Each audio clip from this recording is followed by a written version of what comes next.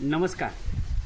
आज बेंदूर म्हटलं की बैलपोळ्याचा सण म्हणजे बैलांच्या प्रती शेतकरी आपली कृतज्ञता व्यक्त करतो, त्यांचे आभार मानतो, त्यांना पूजतो, त्यांना गोड खाऊ घालतो, त्याचा दिवस म्हणजे बेंदूर। आपल्या महाराष्ट्रात बघायला गेलं तर कर्नाटकी बेंदूर आणि महाराष्ट्रीय बेंदूर असतो। मूळ नक्षत्रावरती महाराष्ट्रीय बेंदूर साजरा केला जातो। साधारणपणे प्रत्येक शेतकऱ्याकडं एक गाई आणि 2 बैल त्याच्या गोट्यात असतात आणि त्या बैलांच्या साहाय्यानं शेतकरी आपली शेती करत असतो।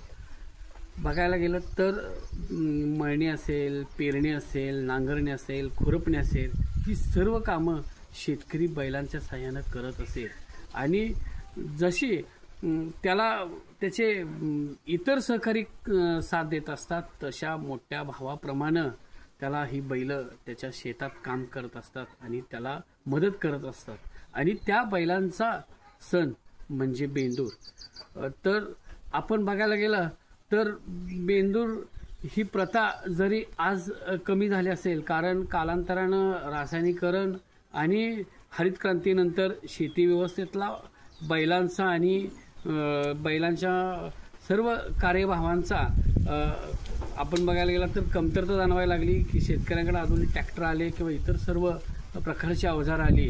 यांत्रिकीकरणामुळे बैलही मोठमोठे यांत्रिक साधनं उपलब्ध झाल्यामुळं शेतीत बैलांचा वापर कमी झाला असला तरी जो हाडाचा शेतकरी आहे तो आपल्याकडं बघायला गेला तर ह्या मातीच्या बैलांची पूजा करत असतो।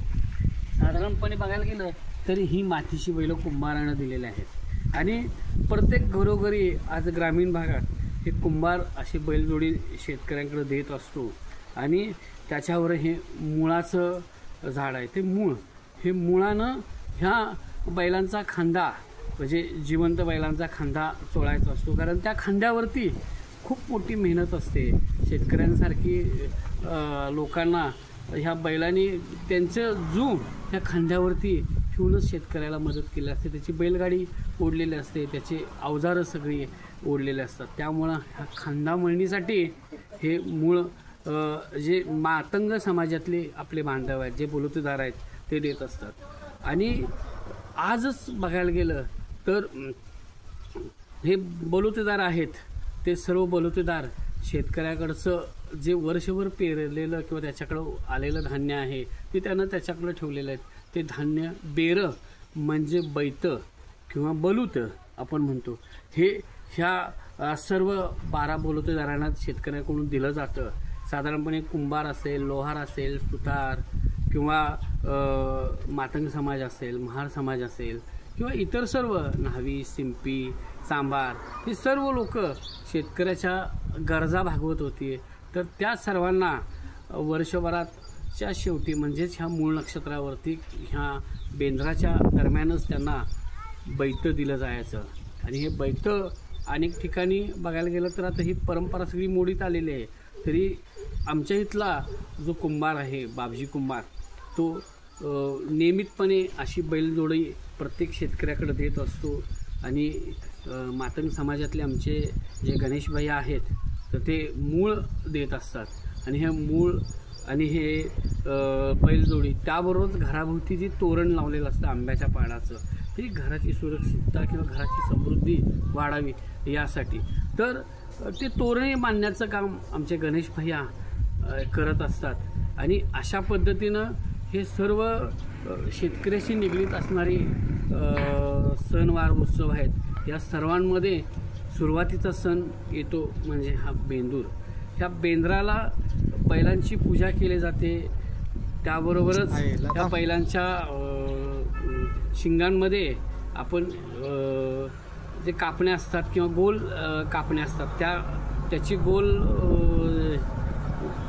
गोलाकार अशी कापणी तयार करून ती त्याच्या शिंगांमध्ये वापरली जाते। तर ह्या पद्धतीनं त्याला शिंगोळ्या पण म्हणतो आपण बऱ्याच ठिकाणी। तर त्याच्या शिंगांमध्ये घातले असतात, त्यांना खांदा मळला जातो। त्यावरच त्या बैलांना किचडा म्हणजे जे आपल्याकडे भरड धान्य आहेत ते भरड धान्य शिजवून त्यामध्ये गूळ घालून त्या बैलांना खायला दिलं जातो। दुसऱ्या दिवशी त्या बैलांची सुहास्य अशी पूजा केली जाते।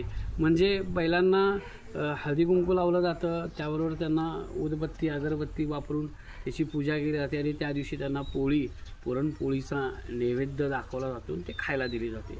अशा रीतीनं शेतकऱ्याच्या आयुष्यातला किंवा शेती व्यवसायातला सर्वात महत्त्वाचा घटक म्हणजे ही बैलजोडी. आणि ह्या बैलजोडींची कृतज्ञता व्यक्त करण्यासाठी किंवा त्यांचे आभार व्यक्त करण्यासाठी बैलपोळा सण साजरा केला जातो. साधारणपणे माझे आजोबा मबा भोसले यांची ग्रामीण कथा म्हणजे त्यांच्या गार सावली ह्या कथासंग्रहामध्ये खिलारी जोडी ही कथा प्रसिद्ध आहे. त्यामध्ये ह्या खिलारी बैलांचं महत्त्व त्यांनी विशद केलेलं आहे. आपण बघायला गेला तर त्यांचा दौलत नावाचा धडाही आपल्या 6वीच्या पाठ्यपुस्तकात होता, त्यानंतर 7वीला होता. अशा बऱ्याच पाठ्यपुस्तकामध्ये त्यांचा दौलत, त्याचं पूर्वीचं नाव मानवी मन अशा पद्धतीनं तो प्रसारित झाला होता. आणि त्यामध्ये ह्या बैलांच्या प्रती असणारं शेतकऱ्याची कृतज्ञ भाव आणि त्याची असणारी प्रेम माया ही ह्या कथेतून प्रसिद्ध झाली होती. खूप मोठ्या प्रमाणात ही लोकांनी ही कथा उचलून धरली, वाचकांना आवडली. अशा रीतीनं शेतकरी आणि शेतकऱ्याच्या आयुष्यामध्ये असणारे हे बैलांचं महत्त्व खूप आहे. आणि माझं तर मत असं आहे की मी सेंद्रिय शेतीची पुरस्कार करतो. सेंद्रिय शेती संदर्भातल्या ज्या गोष्टी आहेत त्या संदर्भात मी वारंवार सांगत असतो. तर माझी सर्व लोकांना विनंती आहे की आपण सेंद्रिय शेती करत असाल किंवा करू इच्छित असाल तर प्रत्येकानं प्रत्येकाच्या गोठ्यात एक देशी गाय असावी आणि त्याबरोबर त्यांच्याकडे बैलजोडी असावी. आता साधारणपणे बैलजोडी परवडत नाही सांभाळायला, कारण खर्चिक झालेलं आहे.